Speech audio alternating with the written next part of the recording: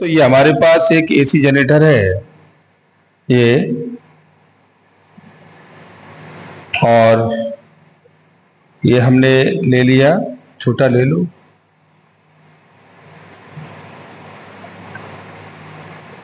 और ये हमने इसको दो मैग्नेटिक फील्ड में हमने इसको रख दिया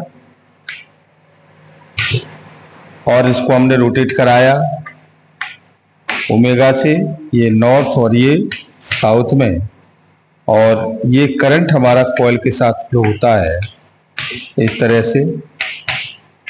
और रिवॉल्यूशन हो गया और ये मैग्नेटिक फील्ड लाइन से हो गई ये इस टाइप से, ये मैग्नेटिक फील्ड लाइन।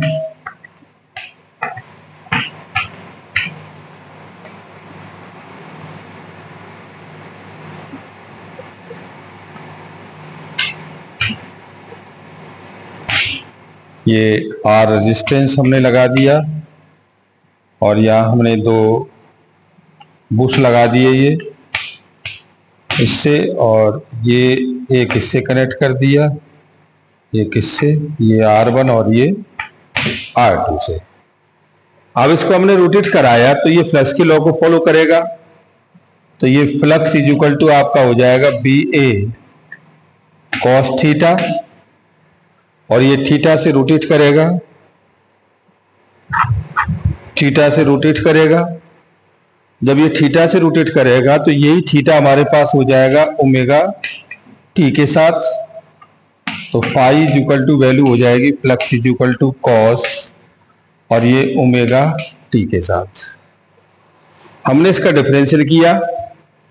तो differential with respect to T के साथ, तो ये आपका हो जाएगा डी फाई अपॉन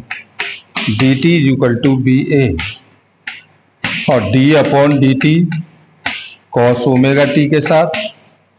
तो D phi upon D T is equal to, और ये आ गया B A minus K sine omega T into omega,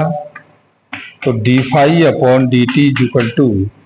minus और ये plus B A omega sine omega T के साथ, और हमने इसमें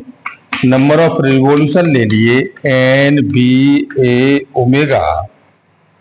तो ये वैल्यू आपकी हो जाएगी साइन ओमेगा टी के साथ, और ये वैल्यू हमारे पास होती है किसके साथ, फ्लक्स की ई इक्वल टू माइनस के D phi upon D T के साथ, तो यही हमारे पास वैल्यू डिफाइन हो जाएगी E equal to N B A omega sine omega T के साथ, और इस वैल्यू को हम ले सकते हैं ई नॉट पीक वैल्यू पर एन बी ए ओमेगा। तो यही फॉर्मूला हमारे पास हो जाएगा कितना, E equal to E not sine omega T. अब इसमें हम जो है आर का डिवीजन लगा दें, तो ये E naught upon R sine omega T, तो यही वैल्यू करंट में हो जाएगी I not sine omega T के साथ, यानी कि हमें E equal to E not sine omega T मिली, I equal to I not sine omega T मिला, और जब दोनों वैल्यू हमें मिल गई है ना, तो दोनों वैल्यू को हम कैलकुलेट कर रहे हैं। तो ये कह रहा है कि अगर हम इसको डिफाइन कराते हैं किसी ग्राफ पर, तो किसी भी साइन एम फंक्शन में अगर ग्राफ लेते हैं तो देखो ईएमएफ का ग्राफ हमेशा ये होता है, ये तो ये हमारे पास क्या है, टी और चार्ज का रिलेशन है, या हम ये कह सकते हैं कि आई के साथ। तो ये अब हम क्या देख रहे हैं कि एवरी टाइम चार्ज हमारा इंक्रीज कर रहा है, लेकिन यहाँ 90 डिग्री का फेज बनाता है, ये 0 पर है, और ये आपका 180 का है, और ये 270 का है, और ये 360 का है। अब चाहे हम पोटेंशियल का ग्राफ लें, चाहे हम इलेक्ट्रिक करंट का लें, दोनों में से हम किसी के साथ भी अगर लेते हैं तो ये आपका पीक वैल्यू होता है। तो साइन देखो, साइन 0 की वैल्यू अगर हम लगाएंगे तो ये 0 होती है, तो इसका मतलब यहाँ वैल्यू हमारा 0 हो जाएगा, और साइन 90 की वैल्यू अगर 90 की वैल्यू 1 होती है तो ये मैक्सिमम हो जाएगा, ये चाहे करंट हो चाहे वो पोटेंशियल हो, और फिर यहाँ ये 0 हो जाएगा और यहाँ फिर ये 0 हो जाएगा। इसके बाद फिर ये पीक वैल्यू है 90 पर, तो ये माइनस का, तो ये होगा लेकिन अपोजिट डायरेक्शन में, मैक्सिमम होगा बट अपोजिट डायरेक्शन में। और या फिर अब वो आई की वैल्यू फिर 0 हो जाएगी। तो एवरी टाइम हम क्या देख रहे हैं कि इसका जो करंट की ड्यू टू डायरेक्शन है वो चार्ज वैल्यू अपनी, ये कर्व ग्राफ है तो ये क्या है, कंटिन्यू डिक्रीज कर रहा है, फिर इंक्रीज करता है, फिर डिक्रीज करता है, फिर इंक्रीज करता है। इसी ग्राफ के लेवल में हमारे पास दूसरा ग्राफ चलता है, ये ई का चलता है, सेम ग्राफ, ये ई का ग्राफ रहता है। हम इसको कह सकते हैं E is equal to E not sine omega T, और ये I is equal to I not sine omega T के साथ, I is equal to I not sine omega T के साथ हम निकाल सकते हैं। तो हमारे पास E is equal to naught sine omega T आ गया, I is equal to I not sine omega T आ गया, दोनों हमारे पास ग्राफ आ गए। तो ये हमारे पास किसी भी अल्टरनेट करंट को डिफाइन कराता है। और जब ये मूवमेंट करता है तो हीट एनर्जी भी प्रोड्यूस करता है, तो H इज इक्वल टू हो जाता है I का स्क्वायर R इंटू टी। अब इसे हम हाफ साइकिल पर ले लें और फुल साइकिल पर ले लें, तो देखिए ये रोटेट करेगा, तो हम इसे हाफ साइकिल पर ले लें। हाफ साइकिल पर लेंगे तो ये रोटेशन करते समय टाइम पीरियड उसका आधा हो जाएगा, उसका टाइम पीरियड आधा हो जाएगा। तो यही वैल्यू हमारे पास हो जाएगी dt के साथ, तो D H is equal to I का square R into D T. तो D H is equal to I का square R into D T, और कितना, 0 से t/2 पर, और ये आपके पास है 0 से t पर, और ये एवरेज करंट है, और ये आई का स्क्वायर और ये R इंटू टी। तो ये हमारे पास एवरेज है, तो ये एवरेज करंट है, यहाँ से I का स्क्वायर R और indicate by 0 to t/2 into D T, और I की वैल्यू हमारे पास है I not sine omega T. तो ये average current A B R T is equal to, और ये आर 0 से t/2, और ये आई का square sine square omega T into D T, और यहाँ से हमने इसको कॉमन ले लिया तो ये बाहर आ गया। तो एवरेज आई का square T is equal to, और ये आ गया बाहर, तो आई नॉट स्क्वायर और 0 से t/2, और ये आपका हो गया cos 2 omega T is equal to 1 minus के 2 साइन स्क्वायर ओमेगा टी। तो ये आपका हो गया 2 sine square omega T is equal to 1 minus के cos 2 ओमेगा टी। तो sine square omega T is equal to 1 minus के cos 2 ओमेगा टी बाई 2 के साथ। इस वैल्यू को हम यहाँ लगा दें तो ये वैल्यू आ गई आपकी 1 माइनस के cos 2 omega T by 2 into D T. तो ये कैलकुलेट होती है, तो आई एवरेज का स्क्वायर R इंटू टी, और ये R आई नॉट स्क्वायर, और ये 0 से t/2 1/2 into D T minus 0 से t/2 1/2, और ये cos 2 omega T into D T. Okay, अब देखो ये 2 भी बाहर आ जाएगा, तो ये आई ए बी का स्क्वायर R इंटू टी, और ये R का स्क्वायर बाई 2, और ये आपका आ गया t/2 माइनस के, और ये आपका होगा sine 2 omega T upon 2 omega, और ये हो गया 0 से t/2 के साथ। इस वैल्यू को हम आगे बढ़ाएं तो ये वैल्यू आगे बढ़ती है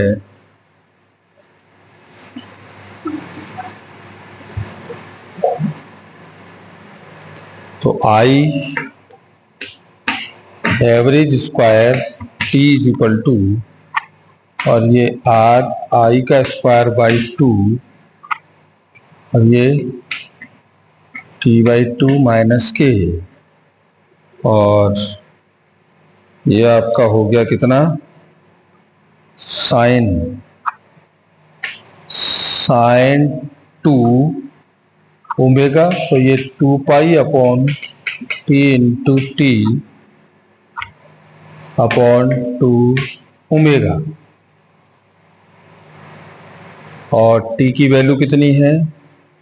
ये है t बाई 2, तो ये t बाई 2 लगा दो। तो देखो ये फैक्टर हमारे पास, ये 2 से 2 कैंसिल, इससे ये कैंसिल, तो यही वैल्यू हमारे पास आ गया, A B is equal to R T is equal to R का स्क्वायर बाई 2 और का स्क्वायर, और ये आपका आ गया कितना, इंटू टी बाई 2। तो देखो t से ये t कैंसिल हो गया, r से r कैंसिल हो गया, और ये i का स्क्वायर एवरेज का square is equal to i का स्क्वायर बाई 4, और ये वैल्यू आपकी हो गई t बाई 2 पर, क्योंकि यहाँ से ही हमने कॉमन ले लिया, बाहर चला गया, और t बाई 2 हाफ साइकिल पर ये वैल्यू हमारी आई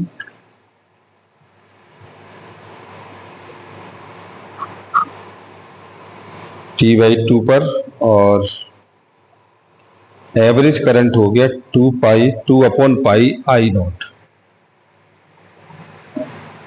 और ये वैल्यू हमारे पास आती है ये t by 2 minus K sign 4 pi upon 2 omega, और पाई 2 पाई की फैक्टर 0 हो जाता है, तो ये आपकी वैल्यू हो गई आई का square is equal to I का स्क्वायर अपॉन 4, और इंटू टी, टी से टी कैंसिल हो गया, तो I average is equal to I not by 2 के साथ, आई नॉट 2 के साथ आ गया, और हम इसका एवरेज वैल्यू निकाल रहे हैं, तो ये वैल्यू हमारे पास है, तो t बाई 2 उधर भी रहेगा, हाँ, तो t बाई 2 उधर भी रहेगा, तो ये अगर आता है तो t बाई 2 के साथ, तो ये 2 बाई 2 इंटू 2 से 2 कट गया, 2 से 2 टाइम्स, तो ये वैल्यू आपकी आ गई I average is equal to I not upon root 2 के साथ, यानी कि एवरेज करंट आपका बढ़ गया कितना, आई नॉट अपॉन 1414 0.707 आई नॉट के साथ, 0.707 आई नॉट के साथ, ये हमें मिल गया। फुल साइकिल पे भी ले सकते हैं इसे आप, और इसके बाद करंट एंड पोटेंशियल के बीच रेजिस्टेंस पर, प्योर इंडक्टर पर और प्योर कैपेसिटर पर, तीनों पर हम इसे डिसाइड करेंगे, ये हम कल करेंगे, अब आज इतना ही इसमें चलाएंगे। अब इसे हम फुल साइकिल पर ले लें, फुल साइकिल पर, तो ये फुल साइकिल पर वैल्यू आ रही है I is equal to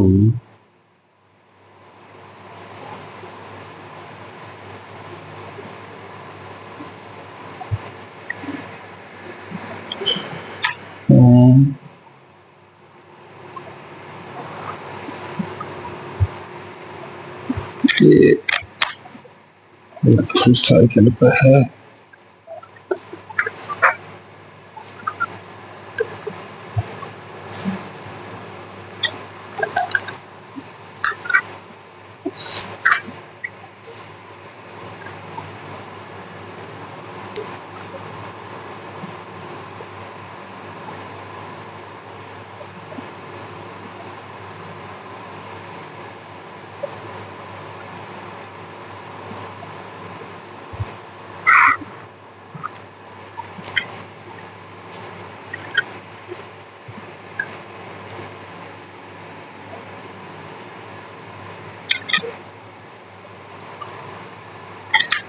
cos है ये, हाँ, तो ये वैल्यू हो गई कॉस में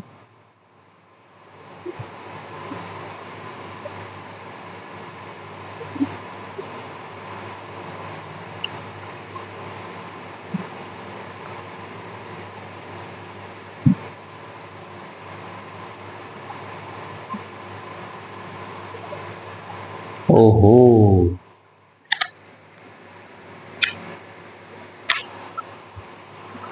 ये इसके साथ है या चार्ज में रिलेशन जाएगा ये, तो ये गड़बड़ है।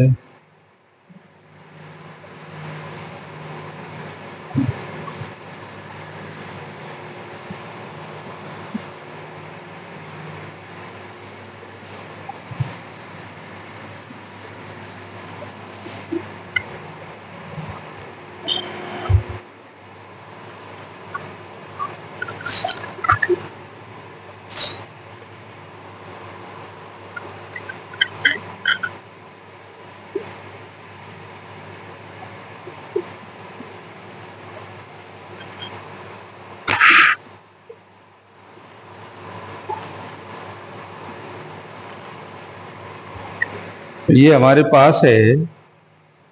अगर हम इसको निकालते हैं तो I इक्वल टू होता है ये D Q upon D T, तो ये आ जाएगा D Q equal to I into D T,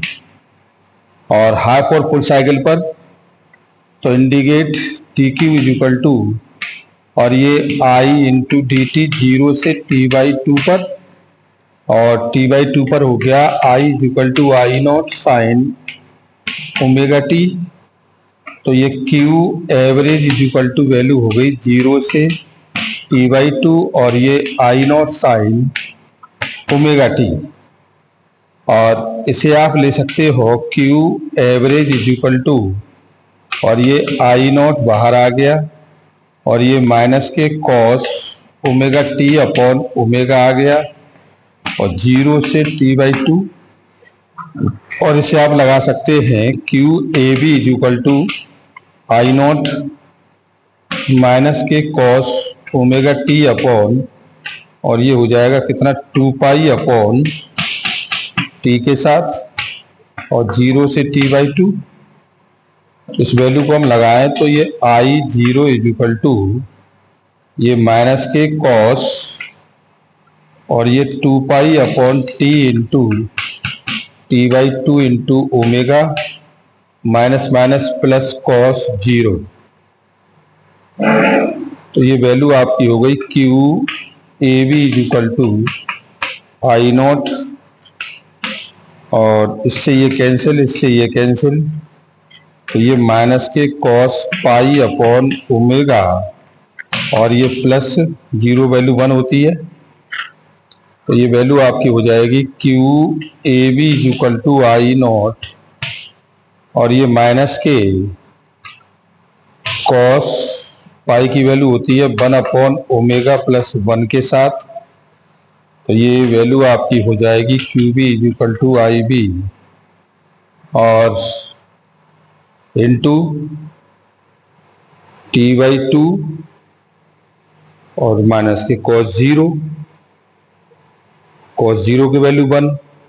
उसकी वैल्यू माइनस के 1, तो ये आपकी वैल्यू हो गई 2 पाई अपॉन टी और प्लस 1 के साथ, और इसको हमने चेंज किया तो ये q/t पाई माइनस, तो ये 2 आ गया, ये ओमेगा, तो ओमेगा कहाँ चला गया, ओमेगा कहाँ गया, बाहर आ गया वो, ये तो बाहर चला गया ना बिल्कुल ही, हाँ, यहां से ये तो बाहर चला गया बिल्कुल, तो ये Q A B equal to I not upon 2 pi into T, और ये माइनस के cos 2 pi upon T into T के साथ 0 से t/2, तो ये आई नॉट अपॉन 2 पाई और ये टी माइनस के कॉस 2 पाई अपॉन टी और इंटू t/2 माइनस के कॉस 0, तो ये प्लस हो गया, ये इससे कट गया, तो ये वैल्यू आपकी आ गई I not upon 2 pi T और ये माइनस +1 और +1, तो ये वैल्यू हो गई I not upon 2 pi into T into 2 से 2 कैंसिल हो गया और क्यू एवरेज हमारे पास है Q A B equal to I not T by pi के साथ और ये आई टी इक्वल टू ये I not T upon pi के साथ, ये इससे टी कैंसिल हो गया, तो करंट हमें मिल गया कितना I equal to I not upon pi के साथ। हम इसको कैलकुलेट कर लेंगे तो ये करंट हमारे पास आ जाएगा कितना 2 अपॉन पाई और 2 से 2 कैंसिल, तो आई नॉट इक्वल टू और एवरेज हाफ साइकिल करंट लेंगे तो ये भी तो हाफ साइकिल पर है, ये t/2 पर और ये 2 हो गया, तो ये 2 अपॉन पाई आई नॉट के साथ, तो यानी कि आई इक्वल टू ये वैल्यू आ गई 2 अपॉन 3.14 आई नॉट के साथ और यह करंट आपका हो जाएगा 0.637, यानी I naught is equal to 0.367 I naught current के साथ। अब इसे हम पोटेंशियल में कन्वर्ट कर लें तो ये पोटेंशियल में यही रहेगा क्योंकि आर बी प्रोपोर्शनल आई रहता है, तो E इक्वल टू ये 2 अपॉन 3.14 और ये E नॉट के साथ, तो E भी आपका हो जाएगा 0.37 E नॉट पोटेंशियल के साथ। ये हाफ साइकिल पर ये वैल्यू आई, अब फुल साइकिल पे भी निकाल सकते हो इसको, अब आप हाफ साइकिल पे भी निकाल सकते हो और फुल साइकिल पे भी निकाल सकते हो। थोड़ा सा हमसे सर्कुलेशन यही हो गया कि हम इसको आई के स्क्वायर में टी में कन्वर्ट कर ले गए तो वो डिस्टर्बेंस हो गया पूरा, जबकि ये चार्ज के रिलेशन में ही चलेगा खाली। तो आज इतना ही और कल करेंगे। अब ये जो फुल साइकिल चलेगी वो हीट में चलेगी, तो आप यह कह सकते हो कि a DC meter can be use in AC circuit if the connected in the full wave rectifier circuit, the average value of rectifier current is the same as the average current is half cycle 2 upon pi times the maximum current I naught. The meter can be calibrated accordingly. Most AC meter are based upon the measurement of the root mean square value. The quadrant electrometer used adversely give a deflection of the proportional to the square of the applied voltage, and hot wire ammeter used for the measurement of the current depend on the square of the current as the heat developed by a current is proportional to the current का square. Thus the alternating current is measured by the strength of the steady current which would produce the same heating effect. The square root of the mean square value is called the virtual value. It is the value of the given by AC instrument.